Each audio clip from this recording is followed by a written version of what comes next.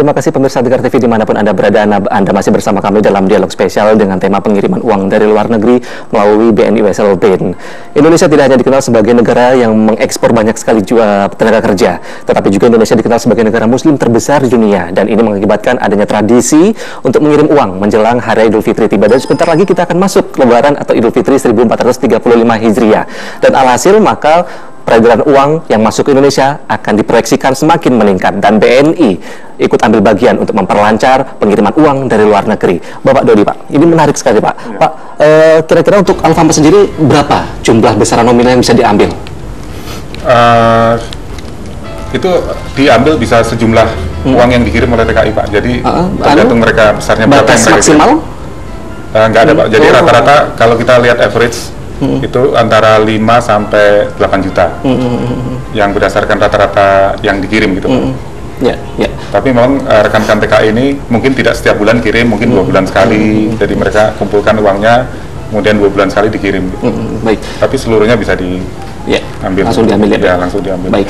Tadi Bapak Dodi di awal memaparkan bahwasanya ketika seorang mengirimkan uang di luar negeri, maka si pengirim akan mendapatkan PIN atau kode khusus yang kemudian diinformasikan kepada si penerima. Betul. Baik. Artinya di sini ada kehati-hatian yang harus dipegang secara kuat oleh si penerima agar PIN khusus tersebut tidak diketahui oleh orang lain, Pak. Iya, betul sekali, Pak Firman. Jadi baik pengirim maupun penerima harus benar-benar berhati-hati dan bertanggung jawab atas kerahasiaan dari PIN tersebut, karena ya kita tidak ingin PIN tersebut jatuh ke orang yang tidak berhak dan nanti digunakan, walaupun sebetulnya akan sulit karena ada alat lain untuk pengecekan, yaitu identitas, SIM, KTP yang masih berlaku, untuk bukti pengecekan bahwa orang tersebut adalah memang orang yang benar-benar berhak untuk menerima uang yang dikirim tersebut. Baik. Pengiriman dilakukan hari itu, dan apakah pengambilan juga bisa langsung dilakukan pada hari yang sama, Pak? Ya, jadi bisa dalam waktu yang singkat bisa segera diterima juga, Pak. Di hari yang sama. Baik, Pak Nurdiono, Anda selaku pengamat ekonomi, bagaimana pengamatan Anda mengenai masalah perbankan di Lampung? Apakah sudah mendapatkan respon yang sangat positif dari pemerintah kota, kabupaten, dan provinsi, Pak? Jadi ini ada sebenarnya kabar gembira, apalagi tadi saya mendengar Lampung ini mendapatkan inflow uang itu bisa mencapai 400 miliar. Bayangkan, uang 400 miliar itu tidak sedikit. Kalau ini bisa dikelola dengan baik, tentunya bisa dioptimumkan yang luar biasa dampak ekonominya. Nah, ini yang mestinya perlu digarap oleh pemerintah daerah juga. Jangan-jangan pemerintah daerah tidak tahu bahwa ada masyarakat menerima uang yang sedemikian besar sehingga itu dibiarkan begitu saja, padahal ini sebenarnya potensi menurut saya yang luar biasa. Sebagai contoh, kalau itu diinvestasikan, nah, kalau misalnya untuk membuat suatu perusahaan saja, itu 1 tahun sudah bisa dengan luar biasa 400 miliar itu, kan gitu. Sudah bisa menyerap tenaga kerja yang luar biasa. Nah, yang dibutuhkan berarti adalah orang-orang yang bisa membina, mendidik, dan yang bisa dipercaya. Karena sekarang itu kan kesulitannya di masyarakat ini kadang-kadang kan faktor kepercayaan. Masyarakat itu bisa percaya luar biasa. Sebagai contoh, ini masalah yang baru selesai kemarin aja, masyarakat mau ngasih duit tuh yang percaya untuk suatu kegiatan. Nah, artinya apa? Itu faktor kepercayaan itu menjadi penting. Nah, ini yang harus dibangun oleh pemerintah, khususnya pemerintah daerah Lampung. Uang 400 miliar yang setahun masuk itu, ini kan bisa diantisipasi sebenarnya. Kira-kira untuk dioptimalkan dengan apa? Orang-orangnya bisa dipantau, bisa diajak untuk itu yang lebih bermanfaat untuk masa depannya.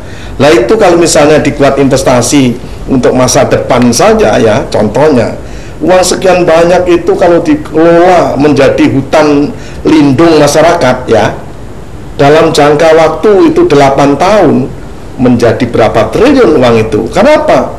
Bisa dibayangkan 400 miliar untuk mengelola hutan lindung masyarakat itu untuk menanam pohon dalam waktu itu 8 tahun, 1 pohon bisa 1 kubik kayu. Nah, 1 kubik itu harga sekarang itu 1,5 juta per kubik. Nah, bisa berapa triliun uang itu yang dengan untuk modal. Yang jadi masalah sebenarnya pemerintah hanya tinggal memfasilitasi. Apa fasilitas yang ininya? Diantisipasi sekian tahun yang akan datang, itu harus ada kerjasama dengan mungkin pabrik kayu lapis, atau pemerintah daerah membuat itu satu pabrik kayu lapis. Nah, ini kan hal yang luar biasa dampak ekonominya gitu pada masyarakat. Belum lagi itu uang tidak hanya sekali yang terkirim, dari tahun ke tahun. Enggak nanti si pengirim tadi malah jadi punya usaha, punya saham di situ. Nah, tapi ini peran pemerintah dan peran semua yang bagi ini menurut saya perlu, ya, karena apa? Jangan para politik tidak pernah mikirin rakyatnya gitu kan. Nah, ini perlu sekali. Ternyata ini saya baru dengar ini kalau uang yang masuk ke Lampung setahun bisa 400 miliar. Ya, luar biasa. Nah, luar biasa. Kalau itu buat satu perusahaan, sudah berapa tenaga kerja yang bisa direkrut? Enggak ini menjadi pahlawan sebenarnya, bisa mendirikan suatu perusahaan. Nah, dengan mereka nanti pemiliknya. Waktu pulang mereka pemiliknya. Ya, betul. Nah, ini tugas pemerintah yang memberikan keyakinan kepada keluarga-keluarga yang ada di Lampung ini bahwa itu ada satu bagian usaha yang bisa dipercayai. Banyak sekali yang bisa dikembangkan di masyarakat Lampung ini. Sebagai contoh, kita selalu kekurangan daging. Coba uang 400 miliar itu beli ternak untuk perusahaan ternak, berapa ribu orang yang bisa dikembangkan. Pemiliknya siapa? Adalah orang yang keluar kerja di luar negeri. Nah, begitu dia pulang ke Indonesia, ke Lampung, mereka pemilik, jadi ownernya. Nah, sudah owner, sudah bisa mengembangkan tenaga kerja, pertumbuhan ekonomi akan cepat sekali. Nah, inilah fungsi pemerintah, adalah mencari celah-celah ataupun informasi-informasi ini. Jangan-jangan ini belum ada informasi juga ke pemerintah, atau pemerintah nggak mau tahu gitu pemerintahnya, dibiarkan saja yang seperti itu. Ternyata dengan informasi seperti ini itu luar biasa, saya pikir. Baik, Pak. Baik, ya. Pak Dudi, Pak. BNI Wesel Pin memiliki salah satu unggulan, jaringannya sangat luas, Pak. Lalu apalagi keunggulan dari BNI Wesel Pin itu sendiri, Pak? Yang paling penting adalah bisa ditarik tunai tanpa rekening, Pak. Jadi ini sangat memudahkan dari penerima, karena kan mungkin sebagian dari keluarga TKI yang belum terlalu biasa atau paham dengan perbankan, mungkin jadi ragu-ragu atau takut untuk mengambil uang karena tidak punya rekening. Nah, untuk yang BNI Wesel Pin ini sangat mudah. Jadi keluarga TKI bisa, atau penerima bisa datang langsung menerima uang tanpa harus punya rekening dulu. Jadi cukup kode PIN tersebut dan kartu identitas. Baik. Artinya memudahkan masyarakat awam untuk mengambil uang yang dikirim dari luar negeri, karena kebanyakan dari mereka masih bingung terhadap peraturan perbankan itu sendiri, Pak. Nah, ini memang didesain supaya memudahkan dari penerima. Jadi dibikin semudah mungkin, Pak, supaya tidak ada hambatan untuk penerima di dalam negeri gitu, Pak. Baik, dan terobosan seperti ini apa, Mas, hanya dilakukan oleh BNI saja, Pak, di Indonesia, Pak? Mungkin beberapa kompetitor kami juga melakukan hal yang sama, cuman kami tetap yakin bahwa kami tetap bisa bersaing dengan kompetitor kami, karena kami juga yakin akan layanan kami yang cukup unggul, cukup baik. Jadi perlu saya sampaikan juga, Pak Nurdiono, Pak Firman, jadi dalam kurun waktu 5 tahun sejak 2009 sampai 2013 kami dianugerahi oleh Alphasud East Asia sebagai pemberi layanan terbaik untuk transaksi remitan. Alphasud East Asia ini adalah lembaga penilai mengenai kinerja perbankan yang berbasis di Singapura. Jadi mereka memberikan penghargaan itu kepada BNI sejak 2009 sampai 2013 sebagai penyedia layanan terbaik untuk remittance, Pak. Jadi ini pengakuan yang cukup menggembirakan untuk kami, Pak. Iya. Dan membanggakan juga untuk kami. Baik, Pak. Baik, Pak. Pak, tentunya pencapaian yang dirasakan oleh teman-teman BNI belum membuat mereka merasa puas, Pak. Ya. Inovasi apa lagi yang akan dikembangkan untuk tahun-tahun ke depan, Pak? Ya. Jadi untuk mulai tahun ini kami juga sudah memberikan tambahan layanan atau tambahan fitur untuk BNI Wesel Pin ini adalah kiriman tunai antar dalam negeri, dan kedua adalah kiriman tunai ke rekening BNI. Jadi kiriman tunai antar dalam negeri ini adalah pengiriman tunai dari satu kota ke kota lain di dalam negeri, Pak. Jadi yang kalau BNI Wesel PIN yang biasa itu dari luar negeri ke dalam negeri, kalau ini dari satu kota ke kota lain di Indonesia. Prosesnya sama, Pak. Jadi mereka cukup datang ke BNI ataupun agen-agen atau counterpart atau ke rekanan BNI yang bekerja sama dengan BNI untuk layanan kiriman uang, dan itu juga bisa diambil di kantor cabang BNI ataupun rekanan ataupun agen BNI, agen BNI yang bekerja sama dengan BNI. Jadi sangat mudah, Pak. Baik, Pak. Pak, informasi ini sangat menarik sekali, Pak. Tentunya, Pak. Tentunya masih banyak sekali pemirsa di Lampung, tentunya Tegar TV belum mengetahui masalah BNI Wesel PIN. Di mana kira-kira informasi yang bisa kami hubungi selaku masyarakat Banter Lampung dan Provinsi Lampung pada umumnya, Pak? Jadi kalau informasi detail mengenai BNI Wesel PIN bisa ke kantor cabang BNI. Kemudian bisa juga ke telepon ke call center kami. Maaf, saya lupa nomornya. Jadi call center kami ada di 021 299 46099. Itu bisa dihubungi setiap saat untuk memperoleh informasi mengenai BNI Wesel PIN ini. Atau mungkin datang ke kantor cabang BNI yang terdekat di kota setiap masing-masing provinsi. Baik pemirsa Tegar TV dimanapun Anda berada, Anda bisa menghubungi langsung hotline di 021 299 46099 atau Anda bisa berkunjung langsung ke kantor terdekat cabang BNI di kota Anda. Bapak, saya mendapat informasi bahwasanya menjelang menyambut Ramadan 1435 Hijriah, BNI memiliki sebuah program luar biasa, Corporate Social Responsibility, CSR. Bisa Bapak jelaskan bagaimana persisnya, Pak? Ya, betul Pak Firman. Jadi setiap tahun, mulai tahun 2010, kami sudah melakukan program yang kami namakan Pasar Murah BNI Rezeki Ramadan, Pak Firman. Jadi di situ kami membuka kegiatan untuk menjual sembako dengan harga separuh dari harga pasar. Jadi kami tujukan ini untuk keluarga TKI. Jadi ini bentuk apresiasi ataupun penghargaan kami kepada keluarga TKI dan TKI itu sendiri yang secara loyal dan setia menggunakan BNI sebagai mitranya untuk melakukan kiriman uang. Jadi setiap tahun kita adakan. Untuk tahun 2014 ini kami mengadakan di 19 kota. 19 kota dimulai dari Kendal dan terakhir di Lampung ini. Jadi di Jawa, di Mataram, di Sumba, di Kendal, Pati, Blitar, Malang, dan beberapa kota lain, 19 kota, dan termasuk salah satunya di Lampung, Provinsi Lampung. Baik, Pak Nurdiono, masalah perbankan sangat luar biasa sekali, Pak. Kira-kira untuk usia berapa sih Pak mulai bisa diperkenalkan masalah perbankan agar nantinya memang mereka sadar masalah perbankan memang sangat luar biasa untuk menunjang kehidupan mereka, Pak? Sebenarnya untuk memberikan pendidikan atau kita bisa memberikan keyakinan kepada ini, itu justru mulai dari kecil.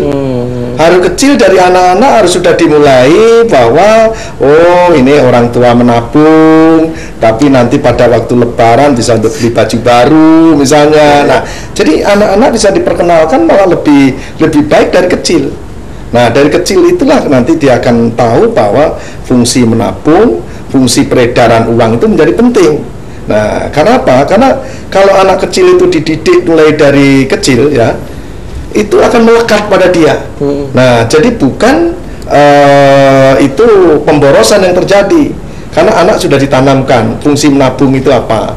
Nah, fungsi menabung adalah untuk suatu kegiatan apabila suatu saat diperlukan, kan gitu. Nah, tapi selain juga sisi keamanan juga, ada keamanan kalau punya tabungan kan nyaman kan gitu.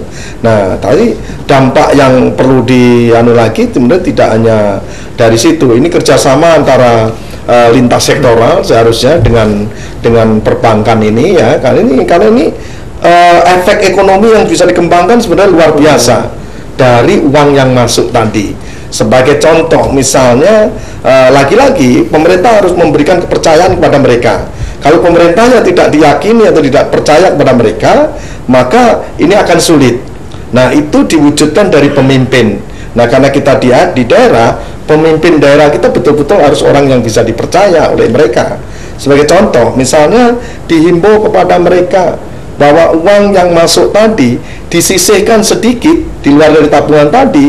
Karena kalau tabungan kan bisa setiap saat diambil, tapi disisihkan sedikit untuk investasi.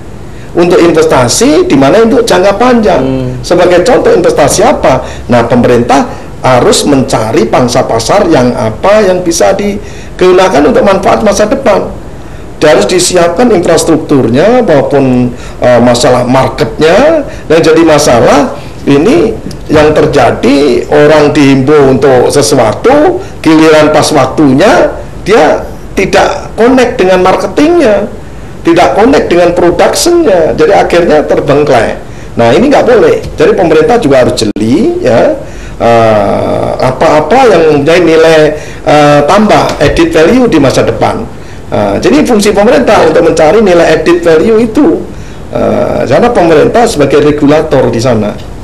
Karena ini sumber sudah ada, uang sudah jelas, tinggal pemerintah meyakinkan kepada mereka bahwa uang itu supaya ada yang ditanamkan juga, tidak hanya ditabung. Karena kalau ditabung itu lebih kepada fungsi sebenarnya jangka pendek anunya kan.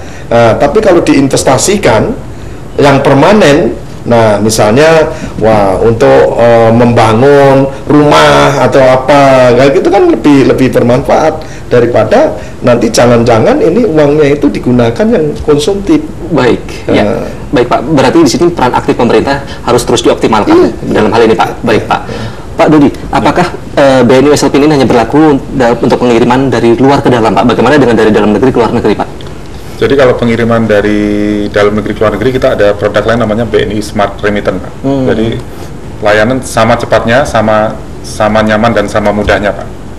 Jadi kita menggunakan sistem IT kita untuk melakukan sarana kiriman uang ini dengan cepat, aman dan mudah Pak. Dan tetap tanpa menggunakan rekening.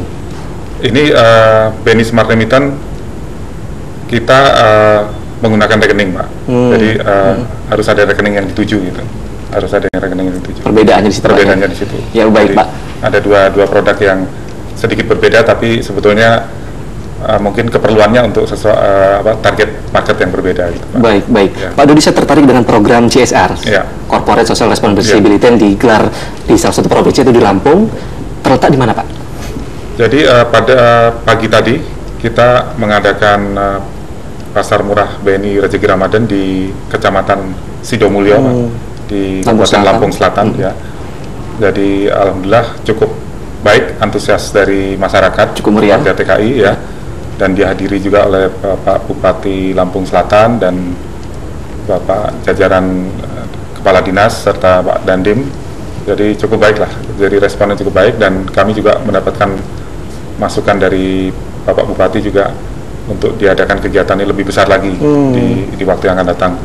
Jadi untuk kami, ya kami akan sangat senang untuk membuat kegiatan yang lebih besar lagi, dan tentunya kami juga perlu dukungan dari sahabat-sahabat BNI nih, saudara-saudara kita tenaga kerja di Indonesia yang di luar negeri, untuk juga semakin rajin menggunakan BNI sebagai mitranya kiriman uang, kalau perlu mengajak teman-temannya yang bekerja juga di luar negeri untuk menggunakan BNI tentunya gitu. Baik, pasar murah BNI Rezeki Ramadan hanya diadakan di satu titik, Sidomulyo saja? Ya, di Lampung, ya di Sumatera malah. Di Sumatera ini hanya di Lampung saja Pak. Jadi, alasannya Pak?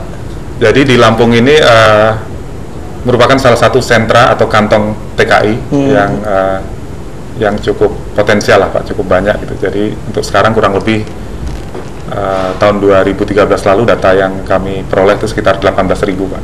18.000, jadi cukup bagus untuk